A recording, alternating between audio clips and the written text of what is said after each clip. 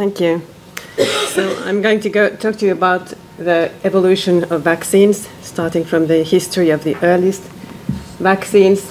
And even though Pasteur clearly has a crucial role in the development of modern vaccines, the history of intentional immunization to produce immunity actually dates back almost 3,000 years. And then we will move on to modern vaccines and what we have achieved during the COVID-19 pandemic. So the spread of infectious diseases became possible when human populations began to form urban cultures, and this happened already 10,000 years before the Common Era. And skin lesions thought to have been caused by smallpox have been found from the Egyptian mummies from 1500 years BCE.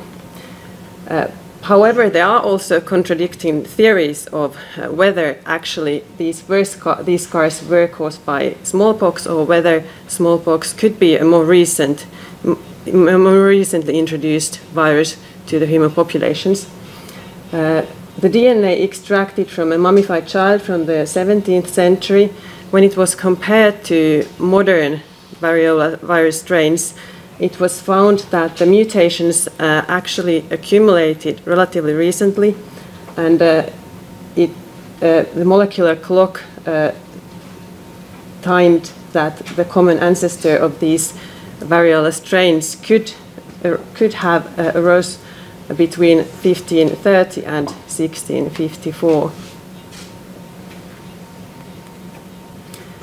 Whether smallpox occurred already 3,000 years ago or more recently, nevertheless, it caused periodic epidemics in populations, and these epidemics could happen 2 or 5 years apart, depending on how many susceptible individuals in the population there were. And globally, around 5 million people died from smallpox in the last 100 years of its existence. When the global eradication program started in 1967, still smallpox caused 15 million cases annually. Well, it was common knowledge that people who survived smallpox didn't get it again. And deliberate infection to induce immunity a deliberate infection to induce immunity in those infected was started in Asia probably around 1,000 years BCE already. And this practice of variolation or inoculation, it started either in China or India, possibly in both places at the same time. And in China, immunization was done by inhaling the infectious agent, and scabs from smallpox pustules would be dried in the sun and then inhaled by people seeking to be inoculated. In India, the inoculation method involved lancing the pustule of someone who had recovered from smallpox and then using the same lance to infect a person to be vaccinated or inoculated.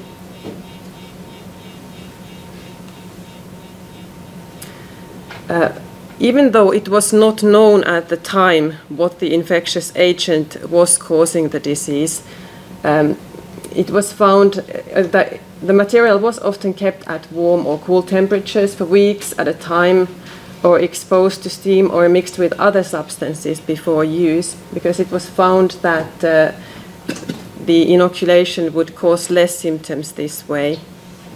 And as we know now, these procedures would weaken the virus, which is the result why the symptoms were less severe when intentionally inoculated. The practice of variolation first was adopted by royalty and people of means in Europe and America in the early 18th century, and then it became more common during the first half of the 19th century.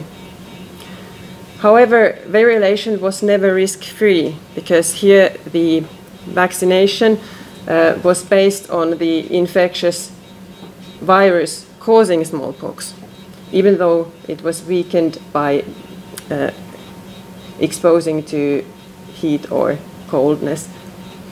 And of those who were variolated, 1 or 2 per 100 died, and many got a mild form of the disease, which means that if the patient got symptoms and pustules, there was a potential risk for spread of the infection within susceptible populations, causing epidemics. However, because this was such a severe disease, even with this high mortality rate of the vaccination, variolation was 10 times lower than that of the mortality associated with naturally occurring smallpox. Smallpox was caused by 2 different small variola clades. Variola major, which was called variola major because it was originally the more common form of the virus, and variola minor, which caused a less severe form of disease. And because this variola minor clade caused a less severe disease, the patients were more likely to remain in contact with other people and thus were able to infect the disease to others more rapidly. And it was actually found that in many places the variola minor became the dominant clade at the beginning of the 20th century, and this significantly reduced mortality. And this may also have played a role in the eradication of the smallpox from populations by enhancing population immunity.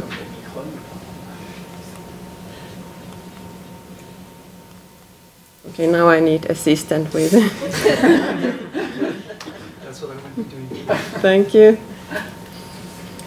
So, Sir Edward Jenner is widely regarded as the father of vaccination, and he himself had been variolated as a child, and he survived it.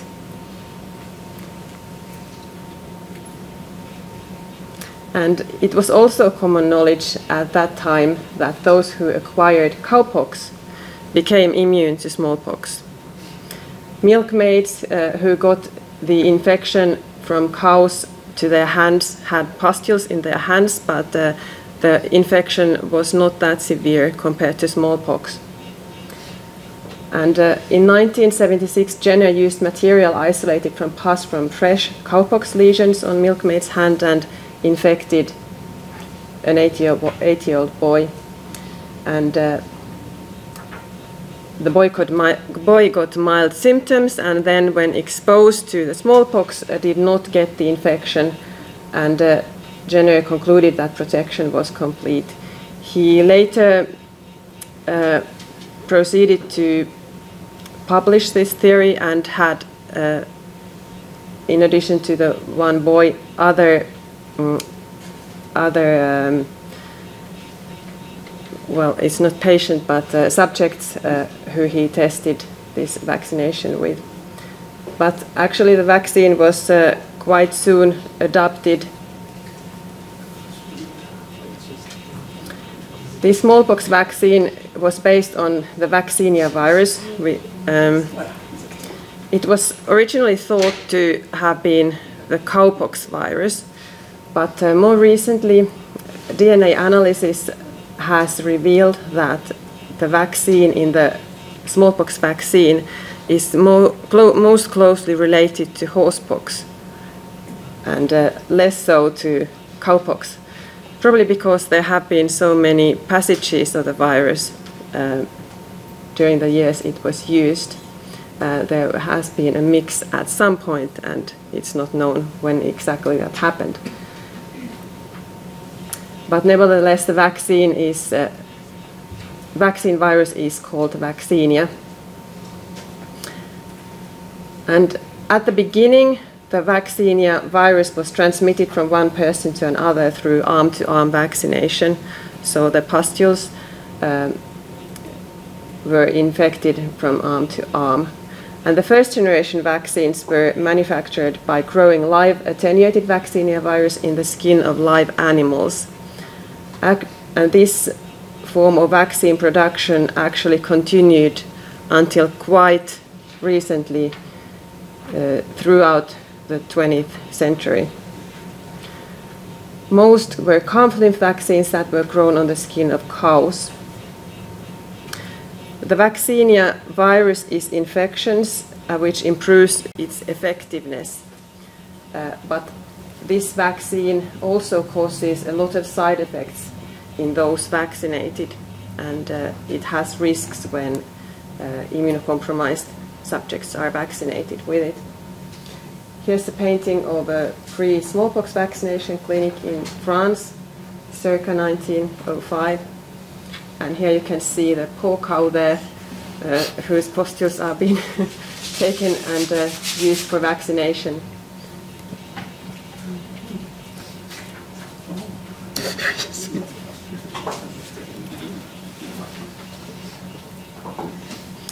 Now to Louis Pasteur. So, even though he was not the first one to invent a vaccine, he has a major role in developing the concept of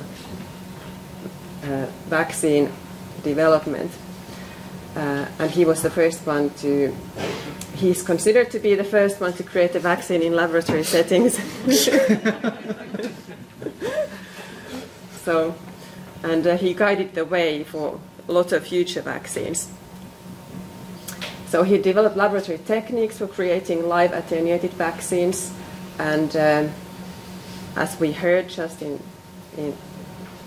earlier today, the vaccines that he developed included chicken cholera, anthrax, and rabies vaccines.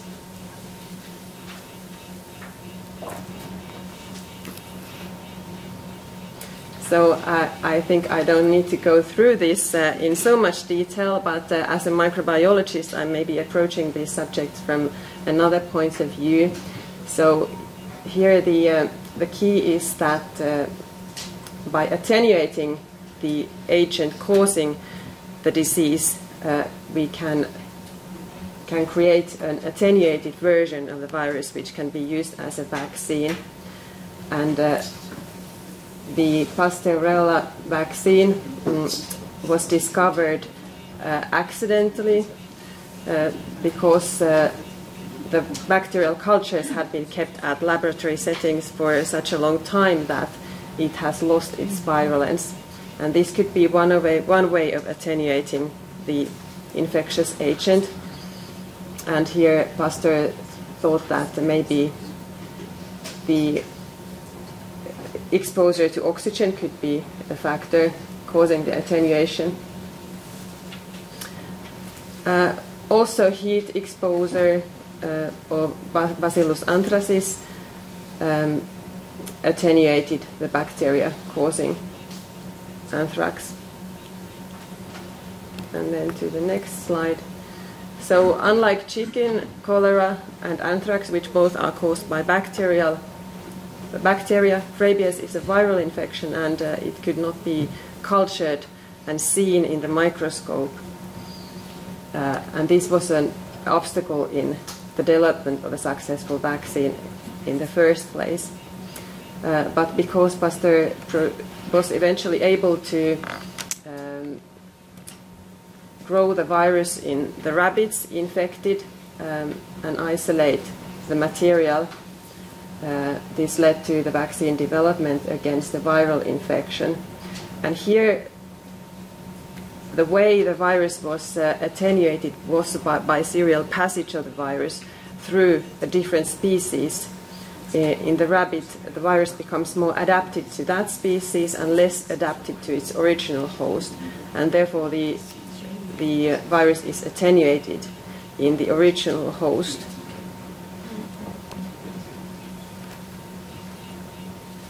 So now back to the smallpox vaccines. We were talking about the first generation vaccines which were cultured on animal skins, and the second generation smallpox vaccines consist of live Vaccinia virus grown in modern tissue cultures. Here the virus is the same. It's the Vaccinia virus, and it has the same risks, can cause the same side effects in those vaccinated. But because the culture happens in controlled settings, there is a less risk of other infections that can be received from skin-to-skin vaccination, where the bacteria can also be transmitted and infect the vaccinated subjects.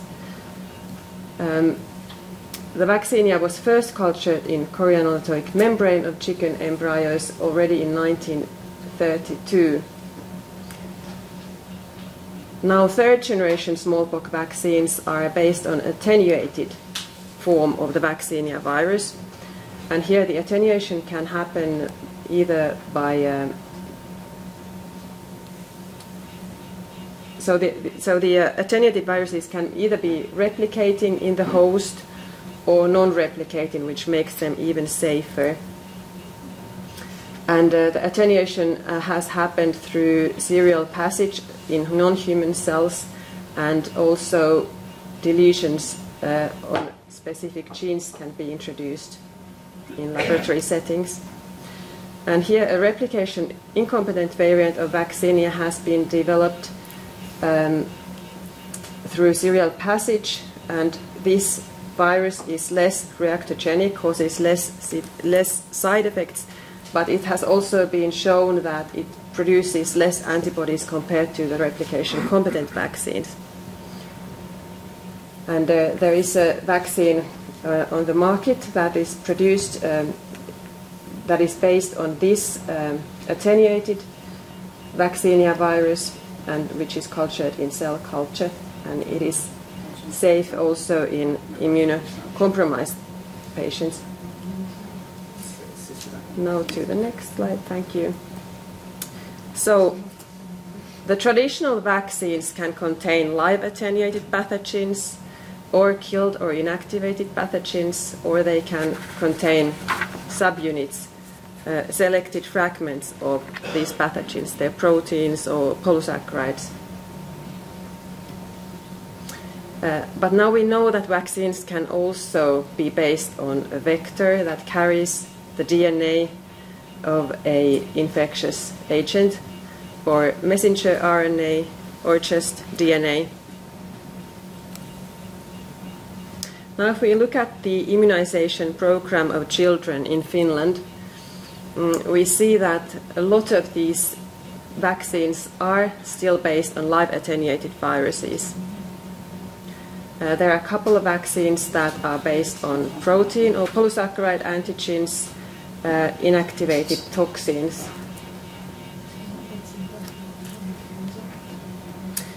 The first vaccines that were developed were live attenuated vaccines, and quite soon actually also killed whole organisms were used as vaccines against typhoid, cholera and plague.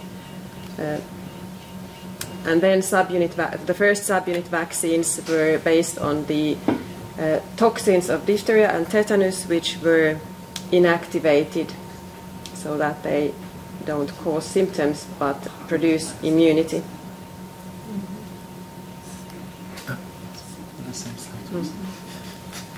Yeah, and during the second half of the 20th century, a lot of new vaccines were developed that were based on subunits of these pathogenic organisms against encapsulated bacteria, and also protein antigens of viruses and bacteria were used as vaccine antigens. And now, just quite recently, also vector DNA or mRNA-based vaccines have been introduced and used in the population first against Ebola, and now during the pandemic against COVID-19.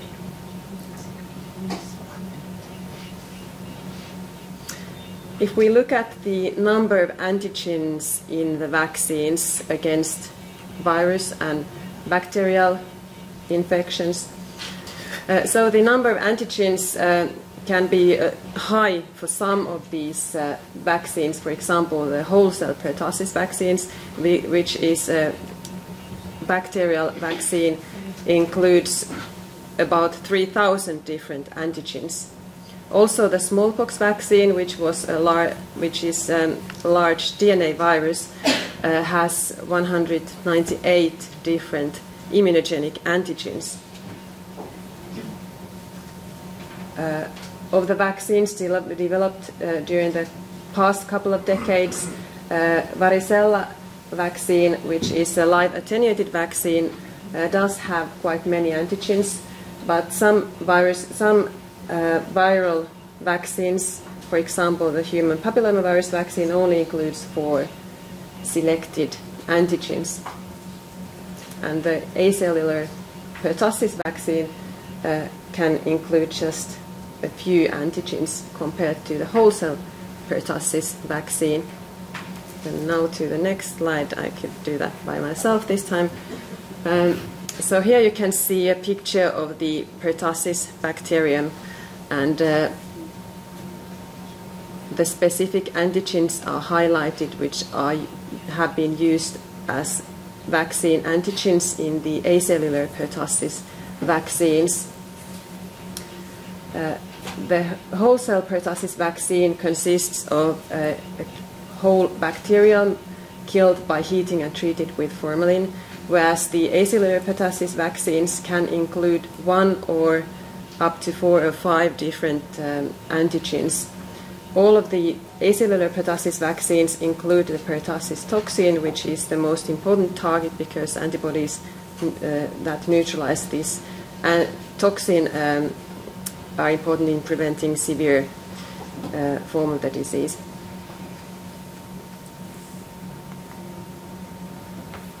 Many of the vaccines included in the immunization programs today, especially in the childhood immunization program, which I showed just a couple of slides ago, include vaccines that are as safe as possible, and therefore the acellular pertussis vaccine has replaced the whole cell pertussis vaccine, which did cause more side effects.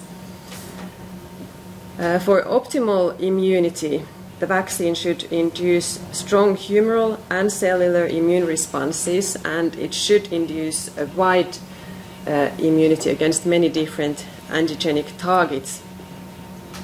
And the immunity should last for a long time. The stronger the initial immune response is, the longer the immunity likely persists. If the immunity is optimal, protection it can protect not only against severe disease but also against infection. And sometimes this strong immunity can also provide sterilizing immunity, which means that those exposed do not get infected at all. And this is a prerequisite for herd immunity and herd protection. Then compared to vaccines that are optimal for strong immune responses, safer vaccines need to compromise on these aspects. If the vaccine does induce a strong immunity, serious side effects are possible, especially with live attenuated vaccines. They are not safe in immunocompromised subjects. There's a risk of reversion of virulence if live attenuated vaccines are used. And if live attenuated vaccines are used simultaneously, there's also a risk of interference. And when live attenuated vaccines are used, cold chains are needed to preserve the vaccines. I can give you 1 more minute. Okay. So this picture thus just shows that the vaccines that have been developed are mediate protection mostly through antibodies, whereas when immunity needs to be T-cell dependent, it's more difficult to develop vaccines, for example, against HIV, which also evolves so rapidly that the antigens are not stable.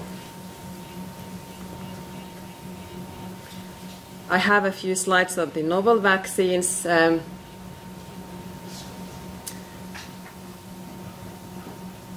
Viral vector vaccines express genes of pathogenic viruses, and these can be used to simulate immune responses specifically against certain viral proteins. For example, in this picture is a live attenuated and replication competent viral vector, which expresses Ebola virus's surface antigens. These types of vaccines are immunogenic and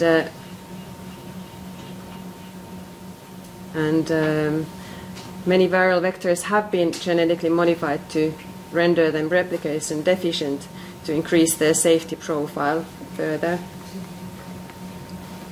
Then to the adenovirus vector vaccine, which is used against COVID-19 disease. Here the adenovirus vector is replication deficient, which means that it can't replicate in the human body, but it can bring the DNA material into the cells where the RNA is expressed, and it's translated into RNA, then expressed as proteins. And then mRNA vaccines include just the mRNA encoding the instructions to produce spike protein of SARS-CoV-2, and it's covered in or encapsulated in lipid nanoparticles that protect the RNAs and aids the absorption of the mRNA into the cell where it's expressed into spike proteins. Then there's also a DNA vaccine that has been, which has an emergency use authorization by India's regulator. Here the vaccine is based on a plasmid vector DNA that carries the gene encoding the spike protein. And the difficulty in developing DNA vaccines has been the delivery, because mRNA vaccines need to cross only the membrane to reach the cytoplasm of cells, but DNA vaccines need to cross the cytoplasm further and get into the nuclear membrane. And here the vaccine is delivered in a novel method where the liquid is punctured into the skin and delivered intradermally. And here in the intradermal space there are a lot of dendritic cells which can then present the antigens to the immune system. I think I have just 2 slides now. WHO declared that smallpox had been successfully eradicated by 1980. But how was this possible? Well, there were many other factors in addition to the mass vaccination campaigns that aided in the eradication, which made it possible. Viral virus is exclusively human pathogen in the first place, and there is no other natural reservoir where the infections could spread. And also it's a large DNA virus, and which evolves very slowly, which means that the vaccine virus has a good and stable match with the circulating viruses. This type of vaccine, which is a live vaccine, is highly immunogenic, and it induces both humoral and cellular immunity that persists for a long time. Also, herd immunity threshold for smallpox has been estimated to be much lower compared to some other viral infections, such as measles, which means that not everyone needs to be immunized in order to achieve herd immunity. In fact, when ring vaccination was used during the eradication program, it was found that in some areas where the general vaccination coverage was as low as 50%, the infectious infections ceased anyway. Also, a key factor in helping with the eradication is that with smallpox there are no asymptomatic carriers. The incubation period is long, where vaccination is possible even post-exposure. And also, likely the spread of variola minor before the mass immunization programs aided in achieving herd immunity in some populations. Well, now, why is it so challenging to control SARS-CoV-2 despite the available immunogenic vaccines? Well, unlike smallpox, SARS-CoV-2 is caused by an RNA virus which is capable of relatively rapid mutations, and especially in populations where high numbers are susceptible and there are a lot of infections, there are a lot of chances for further antigenic drift of the virus and evolution of the virus. And therefore this virus also does not match, the circulating variants don't match perfectly the vaccine virus that was developed. Even though this vaccine is immunogenic, its immunity against infection declines over time. The protection against infection is likely dependent on circulating antibodies. And when the incubation period is very low, antibodies would be needed already at the beginning of the infection.